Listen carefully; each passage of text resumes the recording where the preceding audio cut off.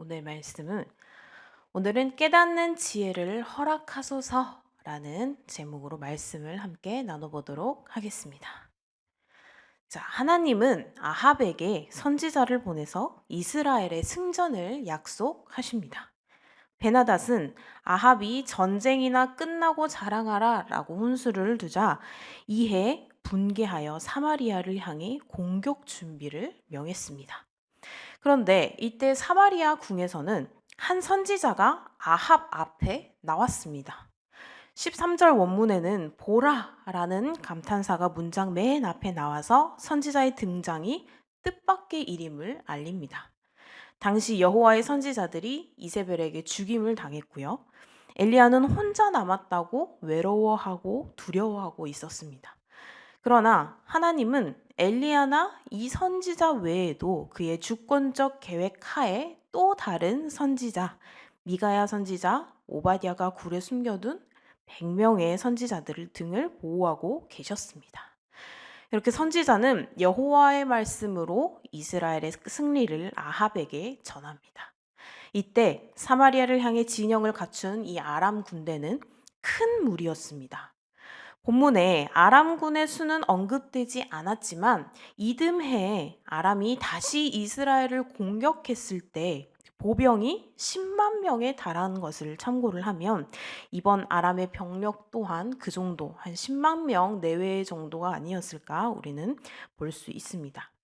하나님은 이 큰 군대를요, 아합의 손에 넘기겠다라고 약속을 하십니다. 아합은 하나님의 승전 예고에 어리둥절합니다. 그래서 대체 누구를 통해서 승리를 주실지를 물어봅니다. 하나님은 각 지방 고관의 청년들이 주축을 이뤄서 그렇게 할 것이다 라고 답을 해주십니다. 이에 아합은 그럼 누가 싸움을 시작할까요? 라고 하나님께 물었습니다. 하나님은 그의 이스라엘이 선제 공격을 하라 라고 지시를 하십니다. 이와 같이 오늘 하나님이 아합처럼 우상을 숭배하고 악을 행하는 자에게 승리를 약속하신 것은 정말 놀랄 일이죠. 근데 이 일에는 이스라엘에 대한 그분의 언약적 사랑과 그리고 긍휼이 깃들어 있습니다. 하나님이 이 승전의 기적을 행하시는 목적은 가뭄이나 갈멜산 사건과 마찬가지로 그가 여호와인 것을 아합과 그리고 이스라엘 백성들이 깨닫도록 하는 데 있습니다. 그들이 하나님께 다시 되돌아오기를 바라시기 때문입니다. 열왕기의 청중과 그리고 현재 우리가 보고 있는 이런 독자들에게도 그와 같은 사랑과 긍휼이 유효합니다. 하나님께서 돌아선 자가 있다면 이제는 다시 하나님께 돌아가야 할 때입니다. 그래서 하나님은 이 이스라엘의 적은 수를 이용하여 큰 무리의 아람을 이기게 하실 예정입니다. 아합은 하나님이 알려주신 대로 각 지방의 고관 청령들을 소집했죠. 이들은 모두 232명으로 굉장히 적은 수였습니다. 10만 명에 비하면 232명은 정말 한마디로 잽도 안 되는 그런 수죠. 네, 이런 수였는데 이들 외에 또 소집된 이스라엘 백성은 7천 명이었습니다. 이들은 이스라엘의 모든 자손으로 지칭은 되었으나 이는 백성 중 20세 이상으로 전쟁에 나갈 수 있는 용사의 모든 수가 아니라 이번 전투의 대표로 소집된 용사의 수를 나타내고 있습니다. 이 숫자는 문자적으로 7,000명 또는 상징적인 수로 볼 수도 있습니다. 이 7천이라는 수는 하나님이 남겨두신 바알에게 복종하지 않는 자들의 수와 일치를 해서 그들이 하나님께서 준비하신 자들임을 암시합니다. 그래서 적군의 수에 비해 이 턱없이 작은 이스라엘군의 규모는 하나님께서 전쟁을 승리로 이끄는데 병사의 수나 말과 그리고 병거의 수가 전혀 문제되지 않음을 함축하고 있습니다. 이것은 사사시대에 하나님께서 바락에게 시스라 군대에 맞설 용사로 두 지파에 1만 명을 소집하라 라고 지시한 데서도 나타나는데요. 이번 아람과의 전투에서 선두에 설 이 232명의 청년의 수요 또한 이 사사시대에 미디안에 대항한 기드온의 용사 300명을 떠오르게 합니다. 당시에 세 지파에서 소집된 이 3만 2천 명 중에 1만 명이 참전하기 위해 남았으나 하나님께서는 그들도 많다라고 하셨고, 결과적으로 기드온과 그리고 이 300명만으로 미디안을 상대하여 대승을 거두게 하셨습니다. 이렇게 이스라엘의 군대는 하나님의 말씀에 순종을 합니다. 그래서 아람에게 큰 승리를 거둡니다. 이스라엘은 정오에 232명 이 고관 청년들을 먼저 출정을 시킵니다. 그때 베나닷은 동맹국 왕들과 함께 술에 취해 있었습니다. 하나님은 이처럼 대적들이 허술한 틈을 공략하셨습니다.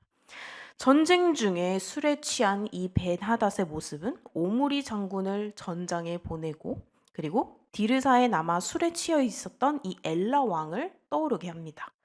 이런 연결성은 엘라가 방심해 있다가 생각지도 못한 병거 지휘관 시므리에게 암살을 당했던 것처럼 아랍 왕도 죽든지 아니면 적어도 큰 해를 입게 될 것을 우리로 하여금 기대를 하게 만듭니다. 베나닷은 이스라엘의 움직임을 보고를 받았어요. 그런데 군사들 이제 보고를 받으니 군사들에게 무슨 일인지를 알아야 하기 때문에 군사들을 보냅니다. 그들은 사마리아 성에서 사람들이 나와서 아람 진영을 함께 오고 있다고 보고를 합니다. 그들이 본 자들은 선두에 진격하는 이 232명, 이 청년들의 무리였을 것입니다. 그래서 이 베나다는 이스라엘이 평화를 위해 나오더라도 사로잡고 전쟁을 위해 나오더라도 사로잡아라. 왜냐하면 10만 명이 있잖아요. 근데 232명은 너무 적은 수기 때문에 그냥 싸우지 않아도 피를 보지 않더라도 우리가 무조건 이길 수 있다라고 생각을 해서 그냥 죽이지 말고 일단 사로잡아 와봐 라고 명령을 내린 것입니다. 그래서 이 화친이라고까지 하기는 그렇지만 이 화친을 언급한 베나닷이 청년 무리를 항복하러 오는 그런 아합의 사절단으로 오인한 것이다 라고 볼 수가 있습니다. 전혀 10만 명에 어울리지 않는 그런 숫자였으니까요. 그는 이렇게 술에 취한 상태로 판단력이 흐려서 지금 도대체 어떤 상황인지조차 알 수 없어요. 제대로 파악을 할 수 없는 상황입니다. 근데 한편 이 적군을 사로잡으라는 베나닷의 이 두 명령 원문에 산채로라는 말이 이제 각각 나왔습니다. 그리고 그것이 강조가 되었습니다. 베나닷이 그들을 왜 생포하려 했는지 솔직히 성경에서 이유는 아직 알려지지 않았습니다. 이유는 설명이 되지를 않았습니다. 그러나 이 아람의 병력 규모가 아까 말씀드린 것처럼 이스라엘과 비할 수 없이 굉장히 컸으므로 이스라엘과 혈전을 벌이지 않아도 그들을 쉽게 제압할 수 있을 것이라 생각했던 것으로, 그리고 그들이 화친을 위해서 항복을 하러 온 것이라 라고 이제 생각을 했던 것으로 보입니다. 그래서 결국 이 생포하라라는 명령은 그의 방심과 그리고 그의 과시욕에서 나온 언사였습니다. 한편 이 이스라엘의 군대는 각 지방의 이 고관 청년들이 선두에 섰고, 그리고 나머지 7천 명의 병사가 뒤따라서 나옵니다. 이 청년들과 나머지 이스라엘의 용사는 1대1로 적군을 맞닥뜨렸는데 그들을 모두 물리칩니다. 아람 병사들은 이렇게 전세가 점점 기우는 것을 인지하고요, 도망쳤습니다. 그런데 이스라엘은 그들의 뒤를 끝까지 추격했습니다. 이때 베나닷도 말을 타고 마병들과 함께 대피를 했습니다. 이들은 패전에 대비해서 왕의 탈출을 돕는 이제 수행원들로 이해가 되는데, 왕도 결국은 이들을 어찌하지 못하고 도망을 갑니다. 또한 그가 술에 취했기에 도저히 혼자는 도망칠 수 없는 그러한 상황이었기에 도망하는 것도 쉽지 않았었고요. 그래서 그는 사마리아를 초토화할 것이며 그렇게 하지 않으면 자기의 신들에게 어떤 벌이라도 받겠다라고 떠벌리고 다녔지만 그의 위풍은 결국 위풍이 아니라 허풍이 되어버렸습니다. 1절에서 아람 왕으로 불리며 등장한 이 베나닷은 20절에서도 아람 왕으로 불리며 퇴장을 하지만 그의 모습은 1절과는 전혀 다른 형국입니다. 등장 때의 베나닷은 32명의 동맹 왕의 대표로서 큰 군대를 거느리며 이 사마리아를 공격하러 온 굉장히 용맹하게 묘사가 된 왕이었는데, 퇴장 때에는 전장에서 술에 취해서 자제력과 판단력을 모두 잃은 왕, 그리고 오판으로 아람의 많은 병사를 죽게 하기도 하며 이 패배 속에 수욕을 견디며 도망하는 왕의 모습입니다. 이와 반대로 이스라엘의 왕 아합은 처음에 힘없고 굴욕을 참아야 하는 왕으로 등장을 했으나 마지막은 출정에서 용맹스러운 활약을 펼치고 승리하는 왕으로 나옵니다. 아합은 이런 베나단 군대의 말과 병거를 모두 치고 아람 사람을 크게 격파해서 대승을 거둡니다. 이스라엘이 대승을 거둠으로써 승리를 약속하시고 그리고 예고하신 여호와의 말씀이 성취가 되었습니다. 여호와의 말씀은 사마리아 전투 전체의 구조상으로도 단락 중간쯤에 나와 베나닷과 그리고 아합의 상황을 반전시키는 전환점이 되었습니다. 하나님께서 오늘 이스라엘에 허락한 이 승전은 이스라엘 군대보다 10배 이상이 더 많은 군대를 상대하여 얻은 승리였습니다. 하나님께서는 이와 같이 인간의 계산으로는 전혀 불가한 그러한 일들을 성취하심으로써 그의 전능함을 이스라엘과 그리고 열방에게 나타내셨습니다. 하나님은 승전 약속의 성취를 통해서 아합과 그리고 이스라엘이 다시 그분을 스스로 있는 자 여호와 하나님이라고, 그리고 이스라엘과 언약을 맺은 하나님 여호와이시기를 깨닫기를 바랬기 때문입니다. 앞서서 갈멜산에서 엘리야와 그리고 바알 선지자들의 대결을 지켜봤던 백성들은 하나님의 불의 응답에 놀라서 그가 참 하나님이심을 고백을 했습니다. 그러나 오늘 전쟁에 승리를 한 이 아합이나 이스라엘 백성의 입에서는 하나님을 여호와로 고백하는 내용이 아직 기록이 되어 있질 않아서 끝까지 긴장감을 주고 있습니다. 이렇게 베나닷의 침공을 우상 숭배자 아합을 심판하시는 도구로 삼으실 줄 알았습니다. 그런데 하나님께서는 선지자를 보내서 아합의 승리를 예고하십니다. 아합이 돌아온 것일까요? 아닙니다. 돌아오게 하시려는 것이었습니다. 또한 이 베나닷의 오만함을 심판하시려는 것이었습니다. 아합과 베나닷은 하나님 앞에서 다를 바가 없습니다. 그래서 이 전쟁을 통해서, 전쟁의 성패를 통해서 이 둘 모두 하나님을 알고 그리고 다시 하나님께 되돌아오기를 바라신 것입니다. 오직 이스라엘의 하나님 여호와만이 참 신이심을 깨닫기를 바라신 것입니다. 그런데 궁지에 몰린 이 아합은 이제 선지자의 말에 귀를 기울였습니다. 그래서 여호와의 선지자라면 모조리 잡아 죽이려고 했었던 그 과거의 아합이 아니었죠. 그래서 그는 누구를 통해서 승리를 할 것인지, 누구를 먼저 전쟁에 나서게 할 것인지도 하나님께 물어봅니다. 하나님께서는 각 지방 고관의 청년들 그리고 7,000명의 군사들이 전쟁에 나서고 아합 왕이 먼저 싸움을 시작하라라고 말씀을 하십니다. 그렇게 베나닷과 아람 군대가 얼마나 강한지, 그들의 정신 상태가 어떠한지 하나님만이 아셔서 그들의 전략이 아니라 하나님의 전략으로 승리를 하게 되는 것입니다. 그래서 그들이 어떠한 상황이었든 현재 하나님의 말씀에 순종을 했기에 이러한 승리의 길로 이끌어진 것입니다. 이렇게 이스라엘이 전투할 자를 준비할 때 적진에서는 이미 승리를 거둔 사람들처럼 지금 다들 술에 취해 있죠. 베나닷도 그렇고 영주들도 그렇고 이 데낫에 술에 취해 있었습니다. 이스라엘 청년들이 나오는 것을 투항함으로 봤습니다. 항복으로 오해하고 생포하라고 명령을 합니다. 하나님께서 약속하신 대로 이스라엘은 그런 상황에서 손쉽게 승리를 거머쥡니다. 아람 군대는 이스라엘의 칼에 크게 죽었고 그리고 아람 왕 베나닷과 군사들은 도망쳤습니다. 객관적인 이 전략에서 앞서서 이긴 것도 아니고 그리고 전술이 능해서 이긴 것도 아니었습니다.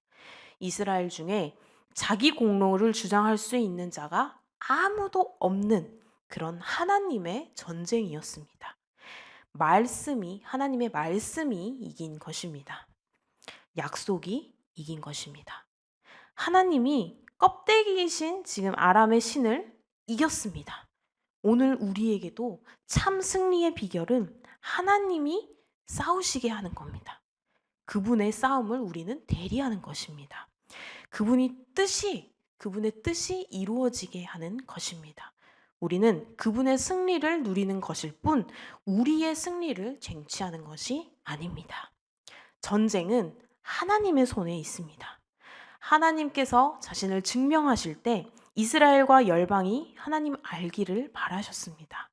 여호와께서 싸우시니 아합은 받을 자격이 없는 그 큰 은혜를 입은 것이죠. 그러나 위기를 모면했을 뿐 하나님을 배우지도 않았고 다시 하나님께 돌아오는 그러한 진실된 마음으로 변하지도 않았습니다. 그러니 마지막까지 감사도 찬양도 없었던 것이죠. 이렇게 인간의 능력과 지혜 그리고 경험이 영원한 승리 곧 영생으로 인도를 할 수는 없습니다. 참 하나님을 아는 것, 그게 영생의 방점이었습니다. 하나님을 알지 못하고 누리는 승리는 승리가 아닙니다. 하나님 없는 평화는 평화가 아닙니다. 인생의 위기에서 참 하나님이 누구신지를 알고 배우는 것이 바로 참된 승리입니다. 우리 성도님들께서도 참 하나님이 누구신지를 알고 배우며 깨닫고 이런 하나님의 능력과 하나님의 지혜로 승리하는 삶을 살아가시길, 그래서 감사와 찬양이 넘치는 삶을 살아가시기를 주님의 이름으로 소망합니다. 기도하겠습니다. 우리를 사랑하시어 역사해 주시는 아버지 하나님 감사드립니다. 언제나 우리 곁에 계셔서 우리가 깨닫지 못하는 상황 속에서도 우리가 깨닫기를 바라는 마음으로 우리를 위해 역사해 주시는 주님, 우리에게 깨닫는 지혜를 허락해 주시옵소서. 그리하여 우리의 삶의 주관자가 오직 주님이시라는 사실을 깨닫고 감사와 찬양이 넘치는 삶이 되게 하여 주시옵소서. 언제나 우리에게 은혜 내려주시는 주님, 주님의 은혜로 우리는 하루하루를 살아가고 있음을 먼저 고백합니다. 아버지, 우리의 하루하루를 주관하여 주심에 감사를 드립니다. 우리가 깨달을 수 있음에 감사를 드립니다. 오직 주님만이 나와의 여호와이심을 고백합니다. 주여, 우리의 고백을 기뻐 받아 주시옵소서. 오늘 하루를 시작하는 이 시간 먼저 주님께 우리의 모든 것을 맡겨드립니다. 오늘 하루도 감사와 찬양이 넘치는 하루가 될 수 있도록 인도하여 주시옵소서. 감사드리오며 예수님의 이름으로 기도드립니다. 아멘.